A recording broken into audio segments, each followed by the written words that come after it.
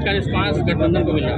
देखिए, मैं आज यहाँ पर आजमगढ़ में जो लोकसभा के समन्वय बैठक में आया हूँ, ये आज मेरी 73वीं लोकसभा है, जहाँ पर मैं गठबंधन के समन्वय हेतु पूरे प्रदेश में एक संकल्प लेके निकला था 80 सीटों पर जाने का। 4 चरणों के चुनाव हो गए हैं और देश में आज 5वें चरण का चुनाव शुरू है। मैं निश्चित रूप से आपसे कह सकता हूं कि इन पिछले 4 चरणों में पहले चरण के बाद दूसरा चरण, दूसरे के बाद तीसरा चरण, चौथा चरण और 5वां चरण, हर चरण के साथ इस देश में गठबंधन के प्रति एक लहर, एक लोगों का रुझान, लोग गठबंधन पर विश्वास रखते हुए भारी बहुमतों से गठबंधन के उम्मीदवारों को चुनकर दे रहे हैं। कल आपने देखा होगा कि जिस कदर फूलपुर में, प्रयागराज में माननीय राहुल जी और अखिलेश यादव जी जब मंच पर आए तो वहाँ का युवा, वहाँ का किसान, वहाँ की महिलाएं जिस प्रकार जोश में आकर, जो मानो पूरे जो इतना बड़ा जो जन समूह था, जन समुद्र था,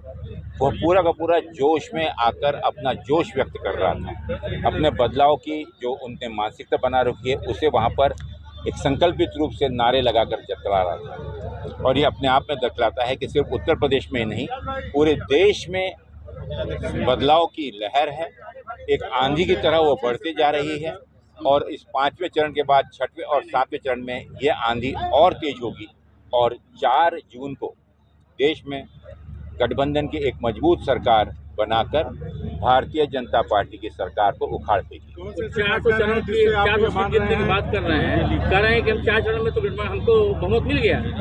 देखिए, वही सौभाग्य से सिर्फ 400 सीटों की बात कर रहे हैं, क्योंकि 543 सीटें हैं। 600 की बात नहीं की क्योंकि उतनी सीटें नहीं हैं। देश की जनता अब इस 400 के बहकावे में नहीं आने वाली। देश की जनता मुख्य मुद्दों पर बात करने वाली है। वो जानना चाहती है कि इस देश के बेरोजगारों के लिए आपने क्या किया। जो वादा आपने 2014 में इस देश में 2 करोड़ नौकरियां प्रतिवर्ष देने की बात की थी, तो ये 20 करोड़ नौकरियां कहाँ पर हैं? देश का बेरोजगारी चरम सीमा पर है। 82% इस देश का युवा पूर्ण रूप से या आंशिक रूप से बेरोजगार है और वो जानना चाहता है कि आपने रोजगार के लिए ऐसे कौन से अवसर प्रदान किए या करने वाले हैं। क्योंकि जितनी भी सरकारी संस्थाएं थी, जितने भी लोक कल्याण की जितनी भी सरकारी संस्थाएं उम्मीद थी, आज 30 लाख स्थान रिक्त हैं, वो भरे नहीं जा रहे हैं। नीट की और अन्य जितने भी कॉम्पिटिटिव एग्ज़ाम नौकरी के लिए होती हैं, वह वापस आते हुए वो भी लीक कर दिए जाते हैं ताकि नौकरी ना देना पड़े या दलित, शोषित, मुस्लिम, अल्पसंख्यक समाज नौकरी पे ना लग जाए, स्थायी ना हो जाए। इस देश का किसान जिससे आपने वादा किया था कि उसकी आमदनी दुगनी कर देंगे, वो आज जानना चाहता है कि आमदनी तो दूर, आज 2 समय की रोटी उसके परिवार के लिए दुर्लभ हो गई है। जो महंगाई की बात आप करते थे, जिस महंगाई को लेकर 16 रुपये सिलेंडर में बढ़ता था, जो 450-466 रुपये का हुआ, तो पूरे देश में स्मृति ईरानी जी सिर पर सिलेंडर रख के और सिलेंडर रानी बनकर घूम रही थी। आज वो सिलेंडर की कीमत 1050-1100 रुपये हो गई है। महिलाओं के लिए, मध्यम वर्ग के लिए घर खर्च चलाना दुर्भर हो गया है। तो महंगाई के बारे में मुद्दे पे बात करें, 400 का नारा लेकर अब इस देश की जनता बहकावे में नहीं आने वाली। वो आपका असली रूप समझ चुकी है। जहाँ पर आपने इस देश की संपदा को चुने हुए निजी अपने दोस्तों के, मित्रों के हाथों में बेच दिया, जो वैश्विक स्तर पर अमीरों की गिनती में आ गए और देश की गरीब जनता और गरीब हो गई। तो यह चुनाव मुद्दों का चुनाव है। यह चुनाव राहुल गांधी जी के नफरत के बाजार में मोहब्बत की दुकान के संदेश को लेकर ये चुनाव है। ये देश की जनता इस देश में भाईचारा चाहती है, मजबूत भाईचारा चाहती है, शांति चाहती है, रोजगार चाहती है। और वो न्याय पत्र में आपने देखा होगा कि कांग्रेस पार्टी ने अपने 5 आधारित स्तंभों के आधार पर 25 न्याय योजनाएं इस देश को देने जा रहे हैं, जहां पर युवाओं को सम्मान के साथ में प्रथम नौकरी पक्की, उन्हें अप्रेंटिसशिप के चलते हुए 8,500 रुपये प्रति महीने के हिसाब से 1 लाख रुपए प्रति वर्ष आर्थिक मदद होगी, ताकि आगे जाके वो बेहतर नौकरी पा सकें, काम कर सकें। देश में जो गरीब महिलाएं हैं, हर परिवार में एक महिला को 8,500 रुपये प्रति माह, साल में 1 लाख रुपए की आर्थिक गारंटी 4 जून के बाद इस देश की महिलाओं को मिलेगी। किसानों के लिए कानून बनाया जाएगा, जिस कानून के तहत उनके फसल उत्पादन को मिनिमम प्राइस के तहत एक आर्थिक गारंटी मिली, ताकि उन्हें उसमें से आय प्राप्त हो और उनकी आर्थिक स्थिति सुधरे। जो कर्जा किसानों पर है, देश के किसानों का कर्जा वो माफ़ किया जाएगा। तो इस प्रकार की योजनाओं को लेकर कांग्रेस आई है।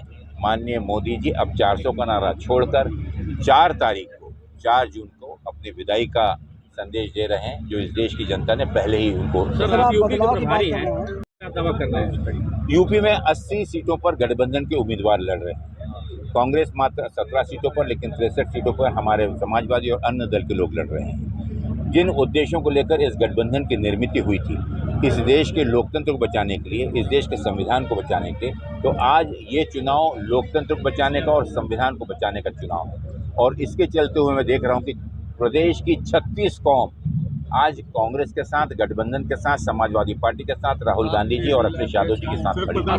और इसके चलते हुए मुझे लगता है कि सभी अगर एक सीट छोड़ दें, कोई भी आप बनारस वाले कोई भी 79 सीटों पर तगड़ी लड़ाई। सर, मोदी का जो बयान आ रहा है, क्या कहना है? चुनाव में बयान दे रहे हैं प्रधानमंत्री नरेंद्र मोदी जी, चुनाव में जो उनके बयान आ रहे हैं उस पर क्या कहना है आपका? उसको कितने गंभीरता से? देखिए, देश की जनता अब उनको गंभीरता से लेना छोड़ दिया है। जिस तरीके का नाटक, नौटंकी कर देश की जनता को पहले बहकाया करते थे, फैलाया करते थे, अब देश की जनता उनका असली रूप समझ चुकी है।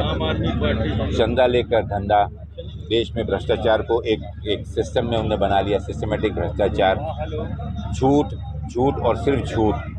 देश के भाईचारे को और उन मुद्दों को हटाने के लिए सुबह से शाम मंदिर, मस्जिद, गुरुद्वारा, गिरजाघर, एक जाति, बड़ी जाति, छोटी जाति, मंगलसूत्र, ये इस प्रकार की बातें किसी प्रधानमंत्री को शोभा नहीं देती।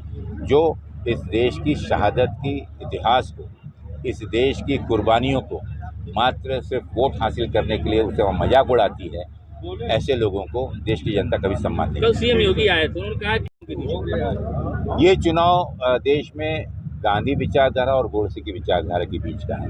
ये चुनाव इस देश में संविधान को बचाने वालों का और संविधान को बदलने वालों का चुनाव है। यह चुनाव इस देश के लोकतंत्र को बचाना और लोकतंत्र को खत्म करने वाले लोगों के बीच में है। और लोगों ने अपना मन इस देश के लोकतंत्र को बचाने के लिए, इस देश के संविधान को बचाने के लिए और इस देश को गांधीवादी तरीके से, मजबूत भाईचारे के साथ, शांतिप्रिय तरीके से उन्नति के लिए चुना। बीजेपी ये भी कर रही है, कल फूलपुर की रैली में अखिलेश जी और राहुल जी सभा नहीं कर पाए, इतनी अराजकता है। अगर ये जीतने के पहले का हाल है, जीतने के बाद क्या होगा? साथियों, मैं आपके माध्यम से कहना चाहूँगा कि वो आंधी, वो जोश, युवा जोश, अगर आप ईमानदारी से देखें तो वो अपने आप में एक अलगार है, एक ऐलान है इस देश की जनता का कि अब आपके दिन पूरे हो गए हैं, देश बदलाव चाहता है।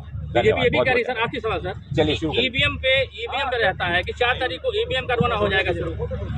देखिए, अब ये देश की जनता का मूड देख के जो चीज़ होगी, अब ये सच्चाई जो है इतना आसान नहीं है, लेकिन हम चाहते हैं कि निष्पक्ष के चुनाव हो, क्योंकि जितनी भी संवैधानिक संस्थाएं सभी दबाव में हैं, लेकिन इस देश की संवैधानिक संस्था दबाव में न रहकर लोकतंत्र और संविधान के हिसाब से काम करेंगे तो लोगों का विश्वास इन संवैधानिक संस्था पर बढ़ेगा।